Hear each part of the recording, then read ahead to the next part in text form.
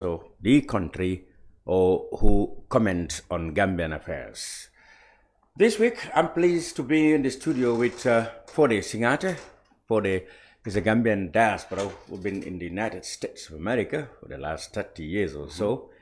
He's an entrepreneur, and he also sets up a foundation, an advocacy group, and he is also interested in politics and the economy of the country. He had made numerous articles and made a lot of commentaries on Gambian affairs. This week, or maybe in the coming weeks, he is in the country visiting family and working on projects, and of course, following very closely developments in the country, both at the political front and the social front. Foday, welcome to the brunch. Thank you, Mr. Cham, for having me. Maybe being your first time, I would like us to do an introduction. Well, of course, many people have heard of you. And if you don't know, Foday happened to be the son of the Gambia's, the first Governor General, the first African Governor General ever, I think. Yes.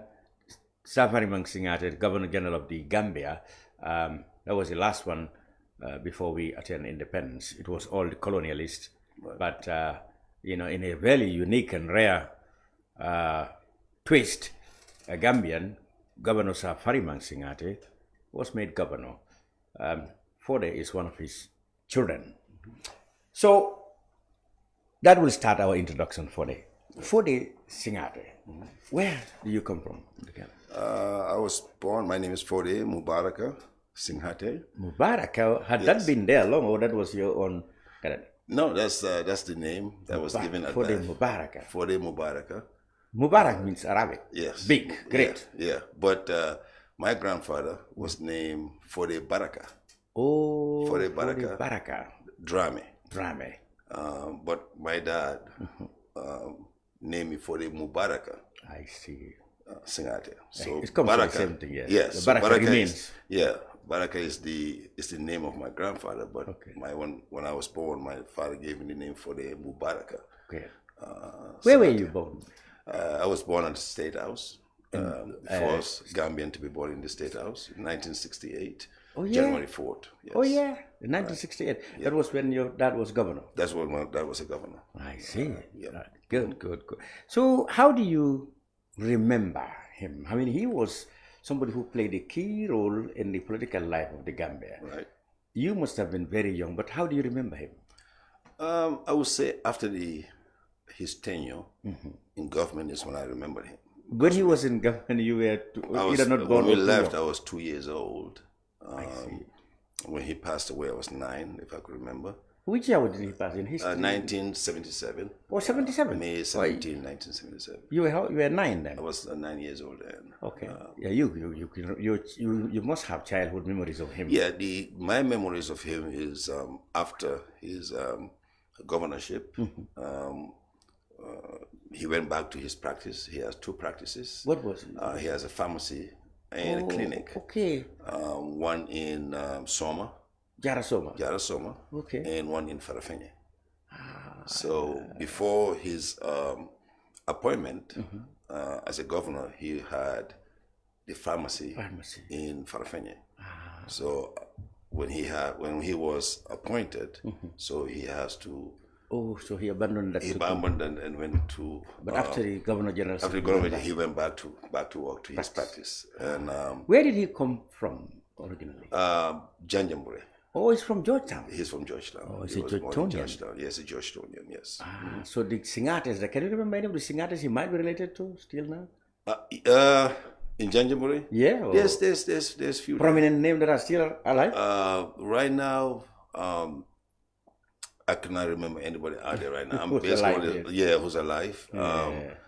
Most of the Singhatehs are basically all related. So there's some in Badibu. What about Kalilu Singhateh, who's still living and he's from Badibu, I guess? He's from Badibu. I feel like we're related. All the Singhatehs are the same family. I'm sure that must be why your dad set up a pharmacy in Farafenye. Yeah, there must be kinship, not just business. But there must be kinship. There is kinship. Yeah. And Kaliru is one of the folks that I would visit this year. Okay. He's an old man now. He's an old man now, so I'll have to make sure that I met him and sit down with him. He has a lot of history to be able to Yes. Educate me on, because he knows the history of many things I don't know Absolutely. about. Yes. Yeah. So you were too young at the time when your dad was Governor General, of Yes. course. But after you could remember, he went back to his practice of, he was a health entrepreneur. Right. Okay. How did he got in contact with the colonialists or some politics? Before we made governor general. So before he went, we read in history a little bit of it, but I want you to bring what's from my recollection or from the stories that I heard since I was very young, that he was a chief pharmacist at the Royal Victoria Hospital. So even though he was from John Jambure, he was basically raised by British colonists in at that time in Georgetown.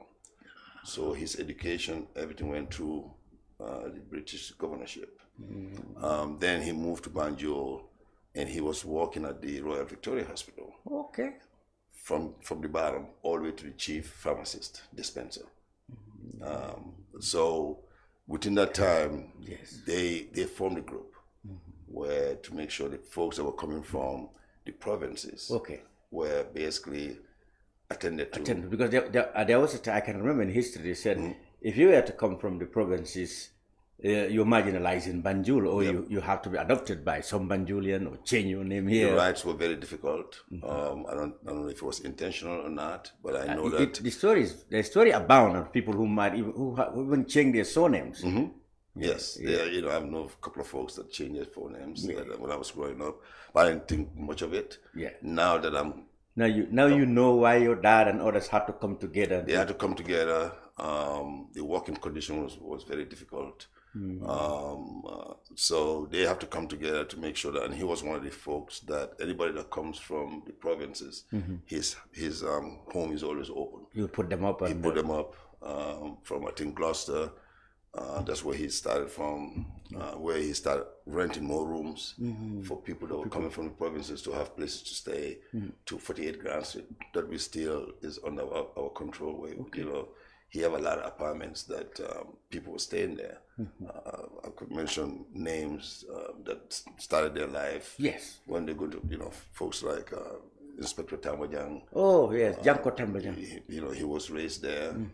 Many others that I don't want to say their names, but went through that through him. Yeah. So that was the time in Banjul. They stick together, and that's how PPP came about. We'll come to that. So you went to school in Banjul, I guess. Yeah, St. Augustine's High School. Okay, you're a Sense alumni. You're part of the right. Started with Marina High School, Marina School. Marina International. And then when we moved to Combo, the travel was too challenging to go back and forth.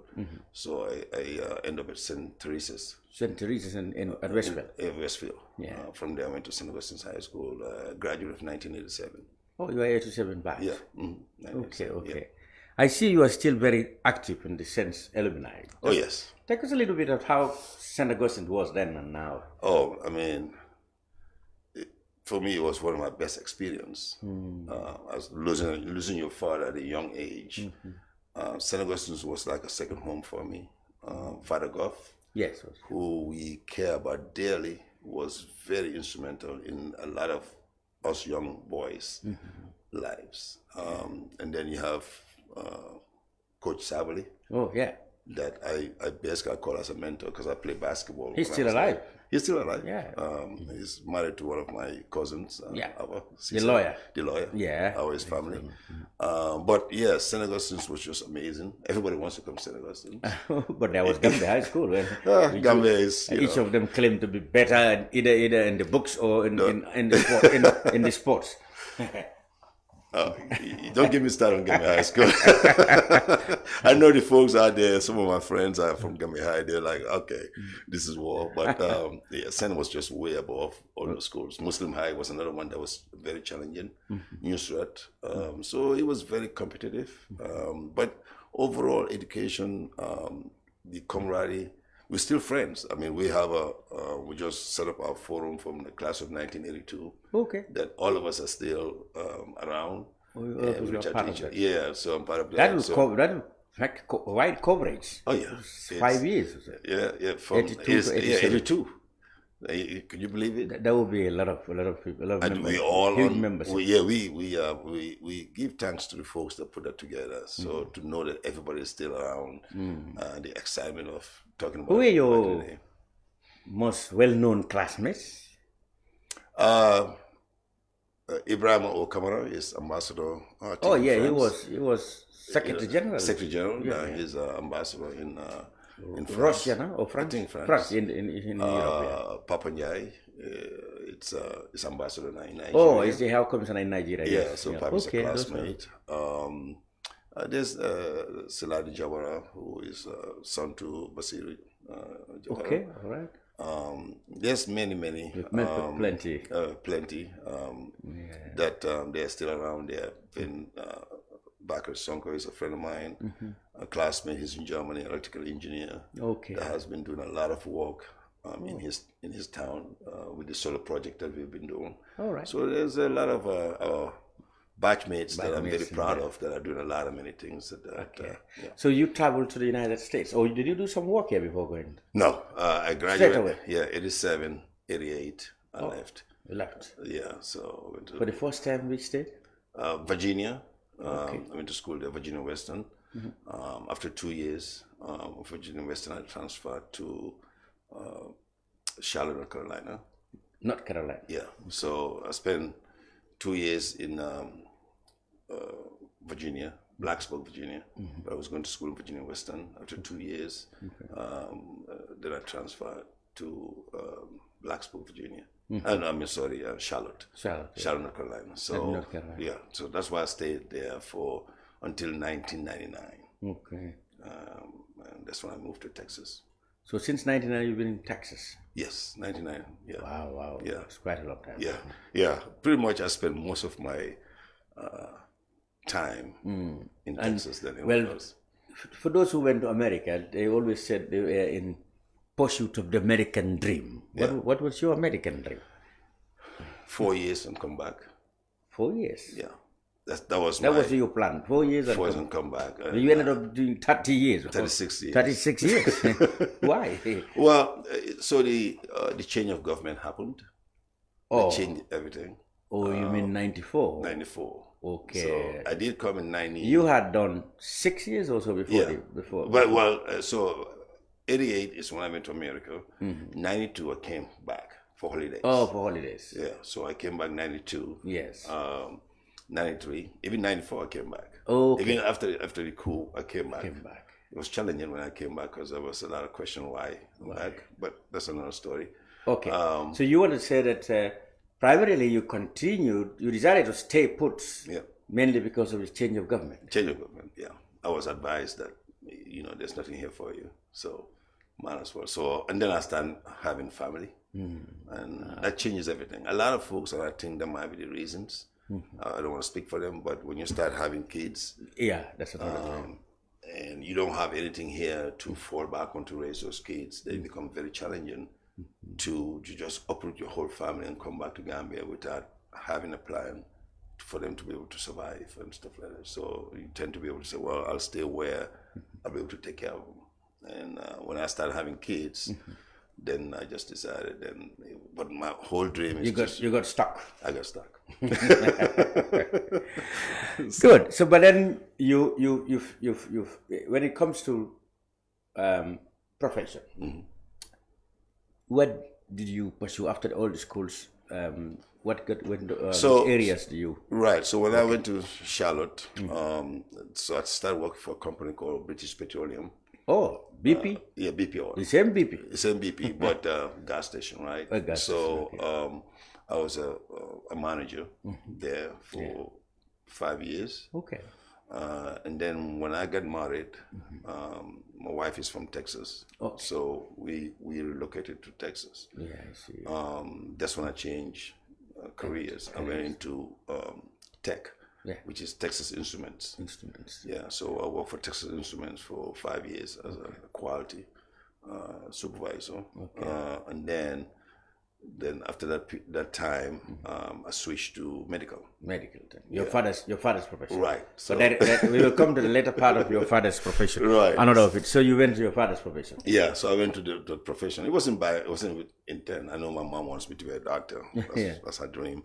But it happened to be when my company was moved to Malaysia. Oh. That was the reason why I left. My company was moved to Malaysia. Oh. So now I have to decide what do I have to do. Yes. And then that opportunity came up to work in the med device industry. So until COVID, for 17 years I've worked there for them. Until the COVID. Until COVID, that's when I left. I said, now maybe it's time to start looking back home. And you gradually started coming. So 2011 is when I really start coming back with the NGO. Okay, yes, that foundation. Yeah, the foundation with my dad and my mom, making sure that their legacy continues. So my mind started coming back thinking. So there's this Foday Singhateh Foundation. Right. Mainly, what do you do apart from health? Assisting. We do health. We do schools. Kids. We sponsor kids in school. Yeah. Anything that people come to us about to support any good venture in this country, we'll do it. It's not one particular thing. Now, health is very important. We are mainly focused on that with the hospitals, bringing stuff to the hospitals, but school is very important also. We want to make sure the schools have all the care, all the equipment, all the materials. Because when I was in St. Augustine's, I don't want to brag, but I remember when each classroom has a loudspeaker connected all the way to Father Gov's office. So anybody that he needs, he could call you. Oh, really? This was in the 80s. In the 80s. This was something that we had there.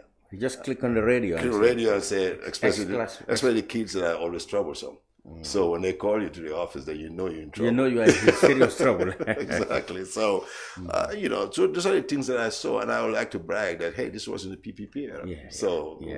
Why not talk about it? Right. Good. So we'd like to do. So how is the foundation now? How is it faring? It's very well. We did a lot of solar street lights across the country, over 5,000 solar street lights in various towns, villages. We were the first foundation that the lights that the majority of the cities are using in the villages, we researched it. We were the first one to bring it in Janjambure, and now I see everybody's using it across the country. Yeah. Because everybody wants the same kind of light. It used to be the flood lights. Now I see everybody's using the same lights. Okay. So it's doing very well. We will continue working hard to make sure that it would make an impact on people's lives. All right. So let's now talk about your father's, accidental, perhaps you would say, short adventure in politics, if you like. One would have thought that since your father had gone up to that level, that was basically where we would have said our head of state, right? So to speak. None of his children, particularly you, had taken particular interest in politics. Was that by choice, or like you said, if there had not been a coup d'etat, perhaps you would have ventured into politics much earlier? Yeah, but talking to family members, one of my sisters told me my dad was not keen.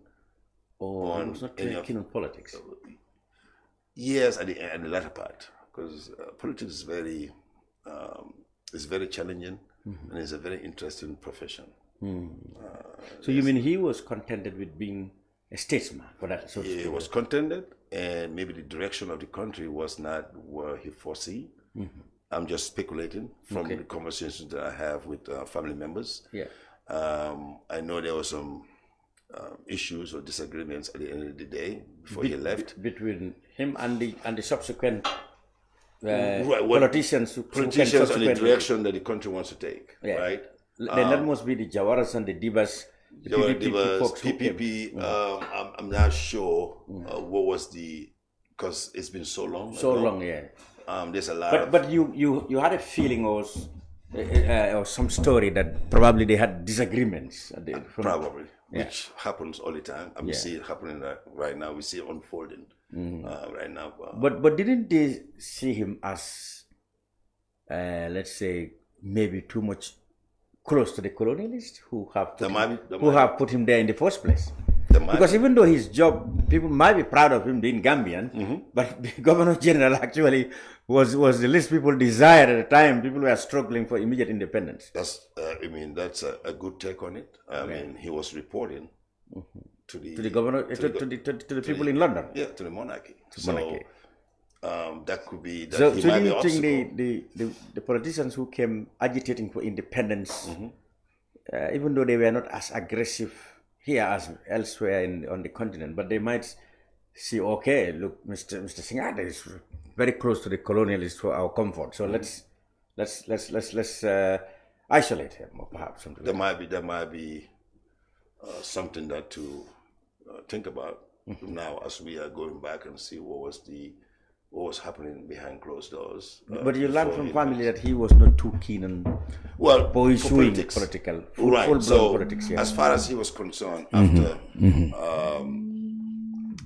go ahead. He wouldn't want to see. Any of his kids go into politics. I see. That's what I heard from one of my sisters. Oh, that's why none of us ventured into politics. And plus, it was many of the brothers or the sisters. I mean, it was 5 brothers. They were much older. They all passed on now. May their souls rest in peace. I'm the remaining son left now. But that was something that I heard. Would you now are the one left now to either continue that mantle or change the whole course and go into full-blown politics? Recently, you were quoted in the press to have talked about how important is the generation, the modern generation, the younger generation, especially those connected with the founders of the PPP, to see the need to come together and revive the party. Right. Is that an announcement of a full-blown political life you intend to live now? Well, so politics, even in your home, there's politics, right? Yeah. So politics are daily lives, right? If we want better things in life for our kids, for the future generations, I'm a Gambian first before I'm American, right? Even though I'm an American citizen, I'm a Gambian. I was born here. My kids are American, but at the end of the day, they're Gambian also. So they're Gambian Americans. Yeah. So I look at my kids as I'm getting older, that I need to be able to step up and make sure that they know who they are, where they're from. Like they say in Mandinka, so I have to make sure that those kids and other kids understand where they came from. Identity is very important. Now, if I have, at my age now, what is there that I haven't done in this world? Wow, yes, you had quite a journey now. Right, I've been blessed enough to be able to travel the world. I've been blessed enough to be able to go to everywhere I want to go to. So I think it's time now to be able to give back. And if that means going through the political field, that's what I will do. But I am not saying I'm coming to lead the PPP party. What I'm saying is I'm coming to help the PPP party with their leadership, with their executive members, to make sure that the founding fathers of this country are not forgotten. They have done so much to give us independence, regardless of where my father stand and where the other political leaders stand in terms of independence. Doesn't matter anymore, because he didn't make big fuss about it when he left. He went back to his practice and took care of his people that he wants to take care of, that he's been doing for many, many years. And you didn't hear anything about it. Now you might hear things, well, there was a push and pull, whatever. That's part of life. Yeah. Even in your own home, there's a push and pull. Absolutely. Between you and your kids, between you and your wives, or wife, right? So, but I am very content where I'm right now to make sure that I give all my support to this party that give us independence, that at one point of time, even Senegal would come to us for aid. As big as Senegal is, Gambia was that well run and managed through the leadership of South Africa and his team. Yeah, good. So that is where the challenge now is. The PPP, like you have observed or have commented, needs to be revitalized. Right. People are worried that if it is left like it is, it might die, it may die. Some of the people connected with the party are either too old, dead, or split into two camps. Right. Now, what should you think should be the approach now to get it together now on a sound footing to get everybody on board? For example, you know about the row that happened between Bakari Dabo, former vice president, and the late OJ. Well, that cannot come, but then that brought about, people would say, Bakari Dabo and others going to form a party they call Gambia Action. Gambia, all, what do you call it? Gambia for all. Gambia for all, yes. Yeah. So that is where one might say your job will start, trying to bring them together. Because without that, you'll have your job difficult.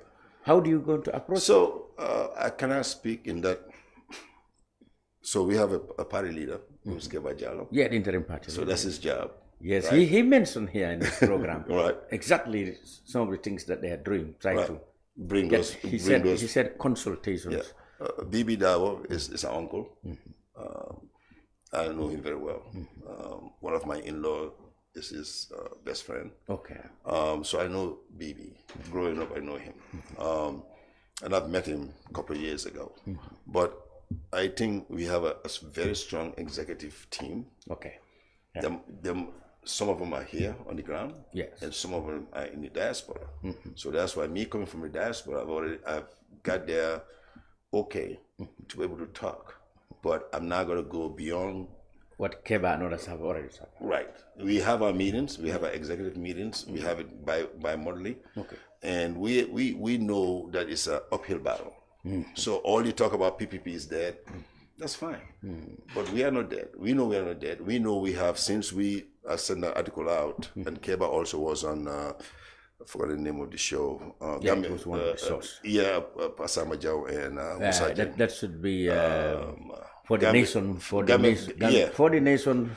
They'll get mad at me for that's forgetting the name, but I know who the players are. Yeah. Musaja and Pasama Jau, and those guys. For the people. Yeah, yes. So, for the people, so.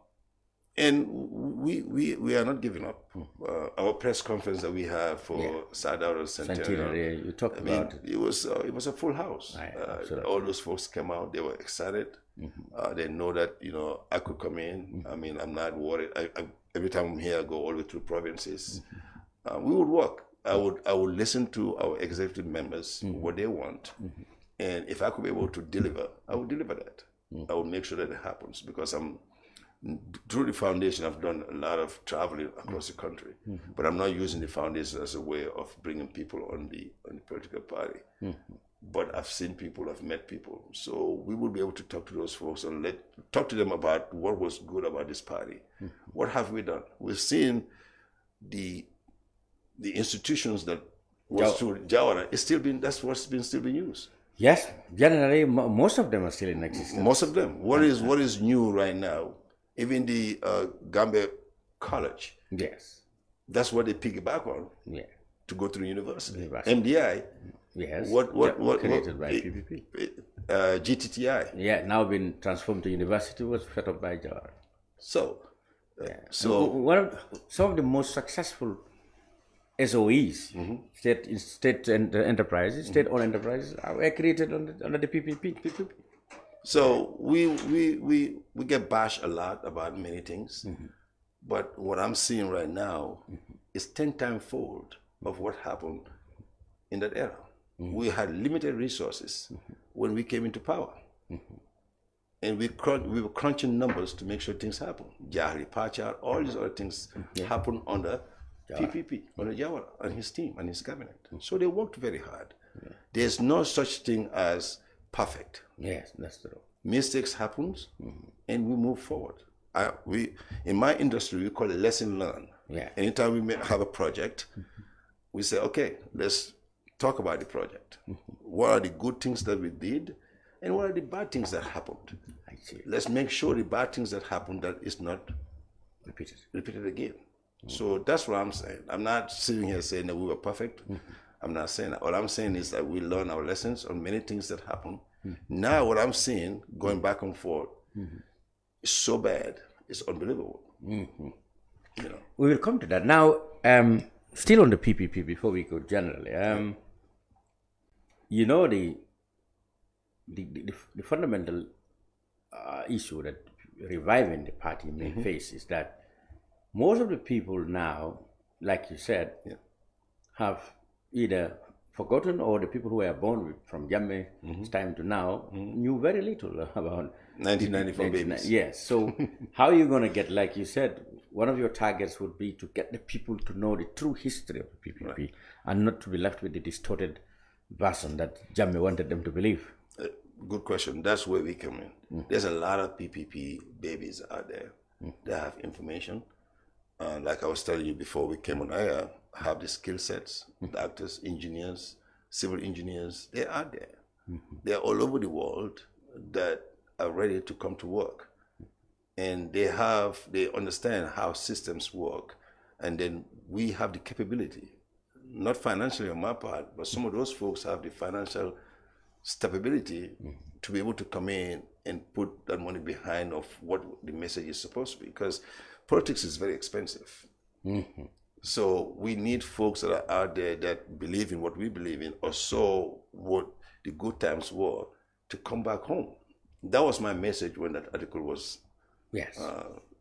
sent out to the public. It's saying, come back home. We know you have the skill set. We know you have the capability to be able to make an impact. Majority of those folks are my age group. They're mid-50s, going to 60s to retirement. And they come home every year with their kids. I know for a fact. You see it in December. It's a full house here. It's a full house here. You cannot move around. These are all diasporan Gambians. They were born in the 60s, 70s, 80s. They bring their kids home all the time. So why don't you come and join us? You don't have to be in the forefront, you know what I'm saying, if you don't want to be publicly known. But you could be supporting us, and we'll get the message from the executive team that have, I'm still learning many things. I talk to my team. They call me. They give me information that I don't know anything about, because they've been active in this party for over 30 years. I haven't been. All I know is like my heart is in the PPP. But now they have loaded me with so much information that I have to sit and decipher it, understand it. And when I understand it, I'll be going out to the people and talk about it and say, this is the reason why we need you on board, and make Gambian lives easier. Another thing is, most supporters of the party have moved on also. In the advent of the coup d'etat, the PPP was banned, and their assets frozen. The party was made, even to be linked with the party was a taboo at the time. Now most people have moved on to new political parties like NRP, UDP. Those people have now become entities who doesn't want to go away. How are you gonna convince those people to come back?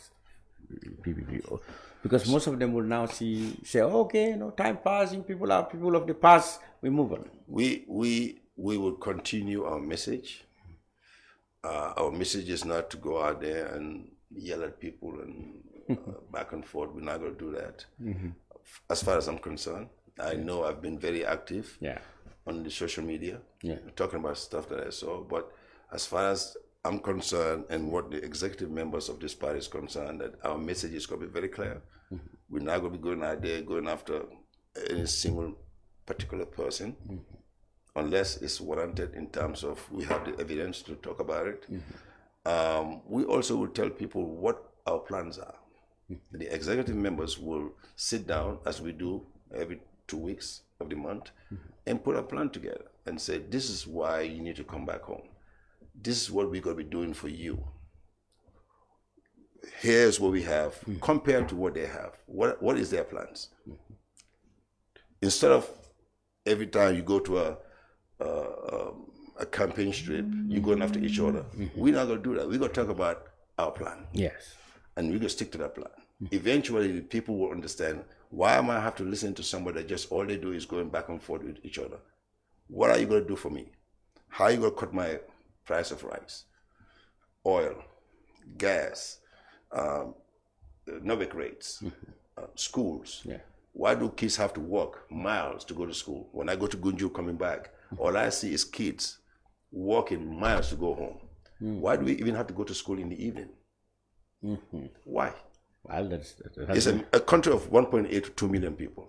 America is 300 million people. You don't see any kids going to school in the evening. Why here? I see. So these are the things that we would talk about. These are the things that I would bring to the team and said, it blows my mind to see young girls walking miles going home in the evening. That's wrong. They should be home in the evening, finishing their homework and helping their mom or dad or whatever it is they're doing. That's what we did in the PPP era. I see. At 2:30, you're home. Yeah. But then, of course, they can argue that you did not build that much schools in the PPP era. People were traveling not even kilometers, but a whole distance to go to school. Right, but think about the money we have in our budget. What was our budget at that time? Let's talk about the budget at that time. I'm not sure what the budget was, but I know we don't have the money. Quite insignificant. When the colonialists left, did they left us with anything to manage? I still have recordings of 1989 budget speech. Okay. They took, Sisa was talking about, was it 88 millions? No, no. But now we talk about billions. Yeah. So I know they'll say, oh, you have to come from, and I understand it was tough, but we have to think about what we have. And fiscal conservatism is very important at that time to make sure that we don't, that's why our foreign currency was very strong. I remember the dollar was like $2.50, right? Yeah. Because the pound stayed at $5, so much so that people still call the $5 a pound. Name a pound. It was so stable. It was so stable. Right? So, these are the things that, I think we need to go back and revisit. Yes, should we invest more and put more schools, across the country, high schools or whatever? Maybe yes, but do we have the funding at that time to do it? But at that time also, family was very close. If you hit the mark, their houses were open for people to come home, come and stay and go to schools. Exactly. Majority of these senior folks in government now came to Banjul to go to school. Right? Good. If you have been following, that means you've been following the political development. Now, we all knew, of course, what happened between 94 to 2017. Right. It has been total calamity in terms of liberties, in terms of economic pillaging of the country's economy, etc. But when we elected a new government in 2017 and now, there was hope that, okay, we may not perhaps go back to the PPP era. Well, in terms of liberties, we can recover, regain our liberties, so to speak. But then we hope to advance more economically and stuff like that. In your critical analysis of the progress so far from 2017 to now, in terms of liberties, economic advancement and stuff like that, how would you say we have fared as a nation? Not well. The hope that we had, it just has evaporated in majority of the folks, especially in the diaspora. And here on the ground, we see the cost of living has skyrocketed. One of the things that I said, and I wrote it, I have to go back and look it up. I said, we need to start fresh. In my field, when you take over a department, or a CEO comes in, he comes with his own people. The CEO comes with his own people? Yes. Now, but the lower ranking... That's what Barrow did. He came with his own people, isn't it? Yeah, but you don't come in with the folks that were the problem. Oh, he came along with folks with who are by Barrow now, right now? But he started with the Davos and these... Yeah, but the first hire was who? When they took over government, you tell me, what was the first hire? When they took over, when the coalition took over. Was it not vice president? No, it was the ambassador. Ambassador? To South Africa. Oh, from APRC. You're not talking about ambassadors from APRC and the speaker? He was the speaker, right? Wasn't he the speaker? Yeah. And then he was shipped out. That was the first hire, right? You think there's anything wrong with the hiring? I thought it was wrong. It might be. He might be a good speaker also from the APRC. No. I'm just saying how everything started going down here. You're saying that you come with your fresh team, but you don't come along with people who are part of the problem. When you take over, from what I learned, and this might be different from Gambia, and my mindset is when you take over a process, you have to identify what was the problem of the process and who were the problem, who were part of the problem. They might not be the main problem, actually, but they were part of the system. So if you want to change the way forward, you have to come in. You have technocrats, you have skilled folks across the country. Reach out to those folks, bring them in with fresh mind, fresh overview. They were looking on the outside. I'm not saying hire diasporans, I'm not saying that. What I'm saying is there was many people that were here that could have come in and help us move forward. But the party of old, where you say, oh, you know, they were here, they will help me get more votes. That's our problem. We're bringing in people because of votes, not because of the skill set that is required and needed. That's the point I made. I don't know the speaker. I don't know him. He might be a very good guy. I don't want to disparage his name or whatever. All I'm saying is, if I was the one coming in, anybody that was in that government, in the cabinet level or in the hierarchy, you would not be in a team. Okay. That's what I'm saying. That's what the first mistake from my point of view happened. And I said it, and I said, why? You know, you got many other people out there. Why did you get somebody from there? That's what I noticed. And I started talking. I have not started talking about it. I said, well, let's watch. And now everything so now you cannot blame Barrow for bringing other folks in. Because it already started. And now they bring the whole team. They were there during Jamia's time. Are there right now. They're like number 2, number 3 to the presidency. God forbid anything happen to him, which we don't want anything to happen to him. Who are next in line? 3rd, 4th. Well, yes, I can see your point. So that's what I'm saying. So you think that's where the first error happened? In my point of view. And then you feel under that circumstance, you didn't expect much to change. I made it clear that it's not going to go well. I was born in a political family, not just my dad, but many uncles and cousins were in government, and I've seen it as a young man. I've heard conversations, talk about issues. I'm not a little boy, but I've seen. Then I went to America, and I've seen the political field there.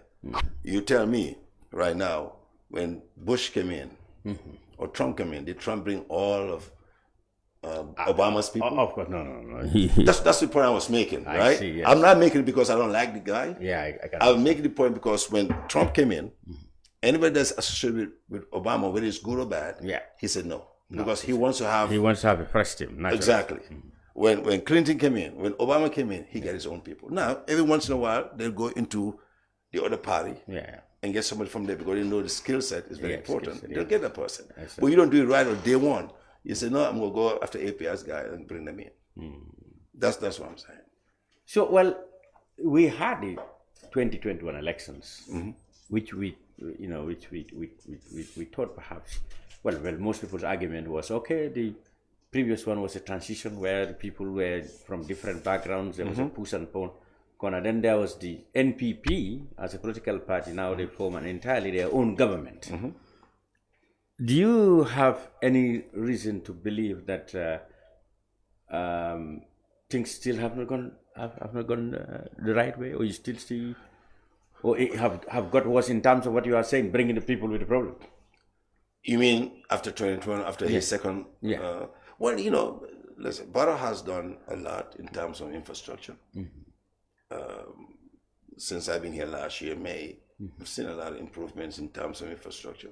But if the people are not improved, what's the purpose of infrastructure? You know what I'm saying? We see Macky Sall.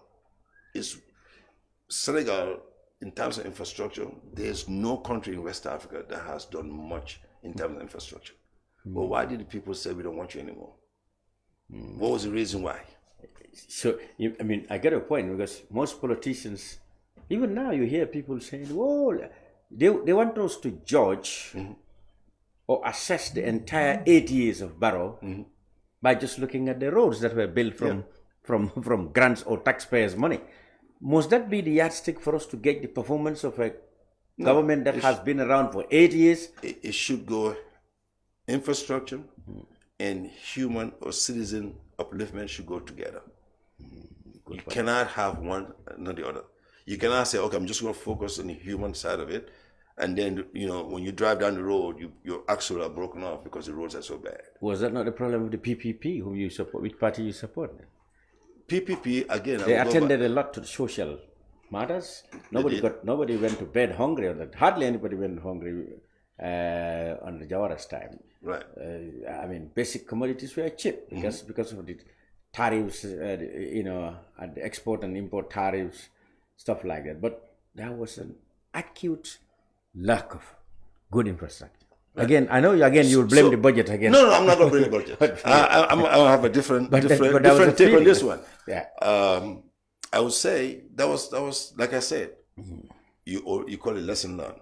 That's the reason why when this government came in, we said, listen, there's mistakes. That's why, and I've wrote it somewhere. I said, you have to go back into history.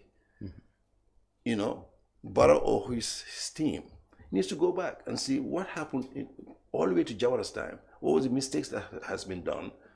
Let's make sure that we don't make those mistakes. Yes, the mistakes were done in that time.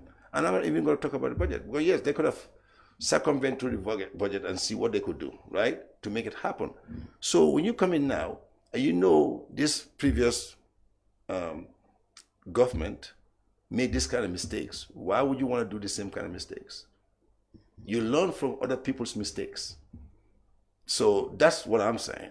I'm not saying that, they'll give us a free pass. No. Yes, a lot of mistakes happens in that time. A lot of mistakes happens in Jammeh's time. Oh, okay. You know what I'm saying? A lot of mistakes are happening right now in Barrow's time because whatever advice they give in Barrow is, hey, just build the roads. You know what I'm saying? People will love you. Everything looks fancy. When people fly in, they see the roads is good. People are, I live in the neighborhood. I live in Sukuta. Yeah, of course. So I'm not speaking for all Sukutarians, but I've seen where I live where the challenges are in terms of the daily lives. That's what I'm saying. Yeah. So you cannot just have one and not the other. Maybe that happened in PPP where everybody's well-fed, they don't worry about the roads. Yeah. Now, in 21st century, you cannot go back to the... Go back. Right? That's what I'm saying. I get your point. So the next 2 years, we'll face another election. Already people, analysts and researchers have said it's one that is bound to be very contentious because there is this elephant in the room as to whether Barrow will go for a third term in this case. Well, although there are two schools of thoughts on that because they believe his first term shouldn't be counted. Yep. While others say no, if once you've been there for two occasions, you have served a second term. So those are contentious issues that's coming up. I wonder what are your perspectives around that. Well, what does the Constitution say? Well, the one that was rejected says that any human being who serves twice, whether before the Constitution or after the Constitution came to force, once you serve 2 terms, you're not eligible for election. But that Constitution has not come. We are left with the 1997 Constitution, which for all intents and purposes, the president can run until he drops dead. Yeah. So that's the fault of the members that didn't approve where it's a 2-term limit. So what we need to do now is, I would rather see Barrow bow out and let other people come in and run the country. He has done much. The infrastructure is good. It's looking good. Even though there's a lot of areas that I could point out that, the job is not done properly. But I think it's time. When they brought him in, he said he's a businessman, that he's not a political guy. He's going to do his 3 years and gone.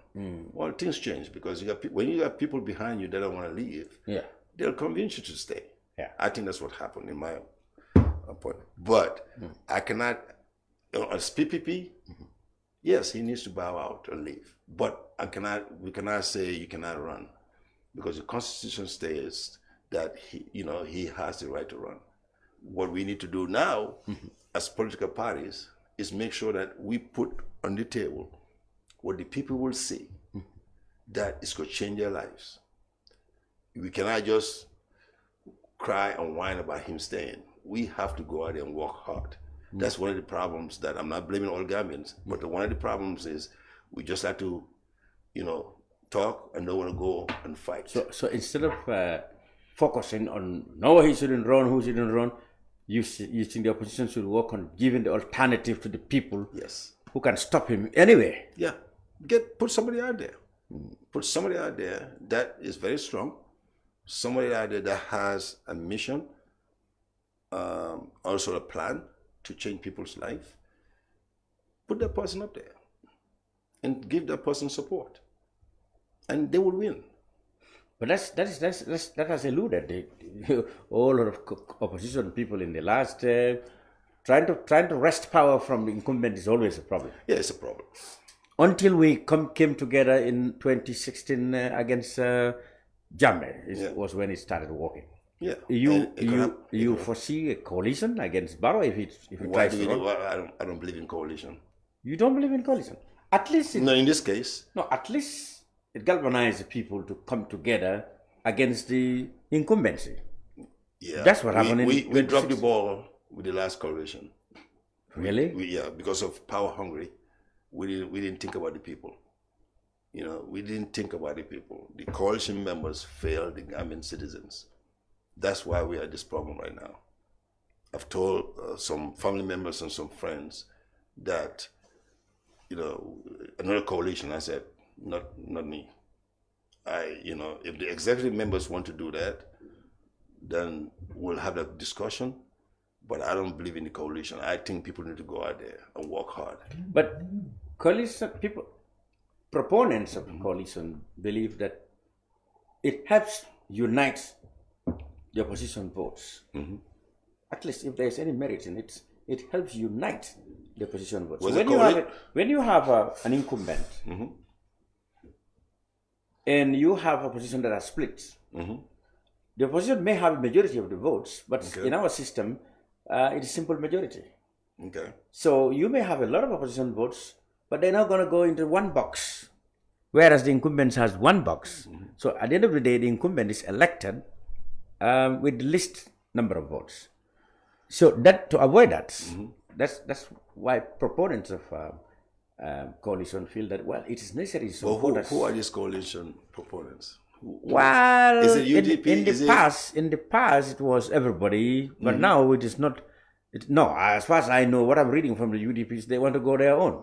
That's what I'm saying. Yeah. UDP feel like they're very strong and powerful. Why would they want to go on a coalition if they feel like they could beat Barrow? PPP is very confident. But they have tried that against Jammeh. It didn't work. When they tried with others against Jammeh in 2016, it worked when Barrow was elected. Right. So shouldn't they learn a lesson from that? They should, but I don't want to speak for UDP, right? I want to speak for PPP. As far as I'm concerned, but what do you feel, in fact, in the first place? Your present relationship with Barrow. You've been very critical with some He's my friend. I always call him my best friend. But your party is in coalition with him. Yes. Probably that's where we should start. How do you feel in that equation? So Barrow, so our party was true to the memorandum of understanding to the end. I had to give OJ credit for that. He did not. He stayed the course until we were betrayed and disappointed of what happened to us, which is fine. You learn from your mistakes. Who disappointed you? Well, I don't think that we were taken seriously. I don't think Barrow took us. Kebajalo said that. Yes, we were not taken seriously because they looked at us as that party is and I'm telling them right now. One of the issues your party leader raised was the NPP wouldn't allow them to contest in many areas. They said, no, you're going to leave this place for us. And they didn't want to stay without contesting anyway. Yeah, but if you're a coalition, I don't blame NPP for saying that. If you're part of the coalition, they could dictate what way they want you to contest or not, right? But the PPP was part of the coalition with NPP. But now, is Barrow going to tell us now not to? Is NPP going to tell PPP now not to run? Well, they said in Banjul, PPP wanted to run in Banjul for a mayor in Banjul. When was this? This was the last parliamentary. So they told us not to run? Yes, the part of the problem was the MPP were not very warm. What happened was actually they issued a press release, the NPP, giving out the places that their alliances could run. So and they left out the PPP. so that's where the problem is. So you see why? So you see why now we are saying we will go it along. We don't into this field or into this for 2026. I think that's where people are getting it all wrong. It's not about 2026. It's about for the future. Whether it's 2026 or what is the next election after that, we would keep working and keep building our team again. As far as I'm concerned, that's how I'm feeling. I'm feeling that I didn't come into this party for 2026. A lot of people, Gambians will say, "Oh, he wants to run for president or whatever." That's not my intent. A lot of people will run because they want the benefits that come with it. I don't need those benefits. I'm very humble in what I have, what I've been blessed with. My intention is I want to see my kids and my kids' friends and my kids' other kids to be able to have the chances that we had growing up for all Gambian, not just the selected few. So we are not, I'm worried about 2026. I want to make sure that we have a good leader that's going to lead us to the promised land. But it's not about 2026 for PPP, as far as I'm concerned. I'm not speaking for the executive members. But when I came and talked to the executive members, I said, I want this party to be back up again. Whether it's 2026 or the next 30, 40, 50 years, we want to leave something here where our founding fathers that worked so hard under very bad system for their names to be just thrown away. That's the intent. And will make it very challenging for NPP. If they think that PPP is just one of those pushovers, they got something coming. We are here to stay. So I like I told some of them, I didn't see the future in this relationship, this relationship with NPP, looking beyond now towards 2026. You don't see. I didn't see any coalition future in your alliance. The future has been already. There was no future. They told us not to run for. You told me they said don't run in Banjul. Well, yeah, right. So they actually left you out. They did. The areas the alliance could run and where they could run. We've been slapped around. So there's no more relationship anymore. There's no relationship, as far as I'm concerned. There's no relationship. Mr. Baro wouldn't like to hear that. Baro is a good guy. I like Baro. He's he's working very hard on the very tough. He has some interesting advisors. Oh, okay. I think generally he's a good guy. Yeah. I just think that they're giving him bad information. Yes. You already started being critical of perhaps the people he took on board. The party of old politics is what is happening now. And he couldn't really extricate himself out of that to be above all issues. That's why if you run corporations, what happens if the corporation is not functioning well or is losing money? Who they go after first? The CEO. The CEO of the corporation. So he's the boss. You think the people behind will go to the next party. It's been like that since Jawara's time. Yes. They are invisible. They're always behind the scenes pulling strings. You will never see them. We know who they are. We grew up, Banjo is too small. I know. They always pop up. They're still behind Barrow. Yes. They're pulling the strings behind. Pulling the strings. Getting deals. Getting all kinds of stuff. And when he collapses, they stay away. They jump to the next party. That's what needs to stop, right? The next party that takes over needs to say, that's it. Your time of eating freebies is enough. It's for everybody, not for just the selected few that thinks that they're above everybody. Finally, I want us to talk to the neighborhood, Senegal. Yeah. There have been a new wind of change, storm. People will call it a storm, and we've been totally introduced to what most politicians I brought here call a new ideology. These past issues and stuff like that. And then all of a sudden we hear voices saying, wow, maybe this can be replicated in the Gambia. First of all, what's your perspective of the coming to power of the sudden and the, surprise? The movement, right? Yes, the movement. Senegal, even though we are related and first cousins, is totally different the way they see things as we do here. That would be good, but I don't think governments are programmed that way to do what those folks do. What do you think are the fundamental differences? So, well, first of all, I shouldn't give them all credit. Senegal saw what we did when we moved Yaya Jammeh out. They used that, they piggyback on that and improve it. That's how they got rid of Macky Sall, right? So first of all, I need to give the Gambian people credit for what they did with their coalition. And if Yaya Jammeh didn't know this was coming, I think it was a shocker to him that the Gambian people would come together and say, that's enough is enough. So I think the passive people saw that. Yes. But at this stage right now, I think it's so broken up. Okay. That it's going to take a few more years to come back again to the coalition that you were talking about. Yeah, that's why I talk about the coalition. And you were saying that because the people, it's not possible. It's so broken up. Everybody's like grabbing. There's no, at least in Yaya Jammeh's time, he's the boss. He could get up one day and just arrest 50 people. Okay. I'm not saying that's a good idea. Yeah. But here now, there's no accountability.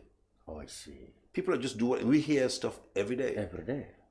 And we talk about dollars, millions of dollars. Millions of dollars. Not dollars. Millions of dollars. People are, nothing. No accountability. Nobody's been held accountable. No repercussion, nothing. They even brag about it. You see them driving around. Last time, you will not see that happen. Even in Jawara's time, you will be fired from the ministry. Yeah. You're gone. He'll tell you to resign. Yeah, at least if you are not put in prison, but at least you are sacked. You are sacked. That's what people fail to understand. In PPP, when people do something, when there are a lot of rumors and or even, you're gone. Yeah. He would. I grew up in a family. Sheriff Diba resigned when his brother got into trouble. Right, his brother. Yeah. It wasn't Sheriff Diba. It wasn't Sheriff Diba. His right. brother. There was ethics at the time. Yes. Yeah. So that's what I'm saying. Yeah. So people tend to give us a hard time. All this corruption, PPP era. Yeah, where in this world do you go that there's no corruption? In America, that I'm coming from, they try to impeach the president because of his son. Yes, that's true. Trump is going to court all over the place. So it happens. Yeah. But there's accountability. Yes, at least here right now, I don't see it. All you hear is you have your Minister of Information would just jump up and said, just is this is the other thing. So and then it's gone. Show us something. Hold people accountable. We'll give you the respect. Right? Hold people accountable that is clear cut that you guys saw it happened. Nothing. I have not seen anybody being called accountable yet. Nothing. And you think that's quite different from Senegal, right? It's quite different. Right now, you watch and see all this corruption that's going on in Senegal. They will be held accountable. It's new into the government, but as we go along, as they start finding out what's going on, all those people that were over there thinking that they will never. That's why people should never think that there won't be a change. Don't be too comfortable. As you say, there won't be change. It's going to happen. That's a human life. People change. People die. People are shocked in Senegal. Yes. So changes happen. Whoever thought Yaya would leave? Not in that hurry as in 2016. He told us that he's going to be here for a billion years. Yeah. Where is he now? Wow. So that's why I say lesson learned is very important in a human being. Always look and see what happened at the back. And take that into consideration and say, okay, I should not fall into that trap. That's always saying to Barrow that he should sit down and reflect and say, since 1965 till now, read. Look at the problems. What happened? Start thinking for yourself. Stop listening to these guys beside you that were in the government before you. They were part of it. Now you have all these people running around just yelling and going on. We've passed that. Yeah. So you think if there's anything we should learn from Senegal, what should that be? That the people were fed up. We are fed up here, but 2 years is a long time, right? So I shouldn't say that we are not ready. The way things are going right now, if he didn't step up and make those changes, we would have something, not as Senegal, but it's going to be close to it where he's going to lose the presidency. Because people are there suffering. Absolutely. I'm coming from America, and I feel the pinch. Not to talk about those who've been here. So if you ask, the average salary here is what in Gambia? Well, government salaries. Yeah, so we talk about government, but if you average it out, maybe 5,000 or 10. Let's say 10,000. No, 10,000 is way above the average. Okay, let's take $10,000. Yeah. Bag of rice is what? 3,200 when I last bought. Okay. Apartment, a good apartment is what? 6,000, right? Yeah. So right now already how much? Well, the 10,000 is gone. Cash power. Fish money didn't come. Fish money. If you want a good meal, a good protein meal with your family of 5, you need to spend at least $1,000 a month. That's $30,000. That is 3 times more than right. That's what you make. Yeah. So why would you think that people wouldn't go out there and do whatever they can to make money? Yeah, that's one of the aspects. We talk about self-sufficiency. Why are we not putting money into agriculture? We last time I checked, we are importing rice. They have so much power. Hundreds of millions of worth of dollars of imports and exporting virtually nothing. We're not, that's why our exchange rate is going up, because when you import, the more you import, the more your currency depreciates. Yeah, depreciates. So those are I'm not an economist, but those are simple common sense. Basic common sense of why we are struggling. So the president needs to rethink the people around him. Exactly. Yeah. Well, Foday Singhateh. Yes. Thank you very much for being. We're still on air. Yeah. Thank you very much for being on the brunch. Let me hear your parting words. You're staying for a little bit more. I'm going to be here for a few months. Okay. Usually when I come down here, it's a few weeks. But now that we are embarking, I have other businesses here. Yeah. I have a rice cultivation that I'm doing in Janjambure. Okay. Which next week, most probably, we might make a trip there. All right. But I'm just telling everybody, all the Gambians, that it's time to look outside of the basic parties that we have right now. Okay. And come back home. We have a plan. Our executive members are working very hard behind the scenes. We've registered over 50 people since that article went out. Wow. So diasporans are ready. They just want to see us make a move. And I just want to thank everybody. I want to thank you, Lamin, for always being there. Yeah. Our first foundation donation. Yeah, you were there. Yeah, that's so we really appreciate you, what you are doing. Tremendous work. You've been very fair to all parties. Yeah. It's not just me or anybody, but hopefully that things will make things happen. Thank you. Thank you. Foday Singhateh, thank you very much for being on the brunch. Well, that's about it in the program this week. We will be back with more brunch next week. Until then, goodbye.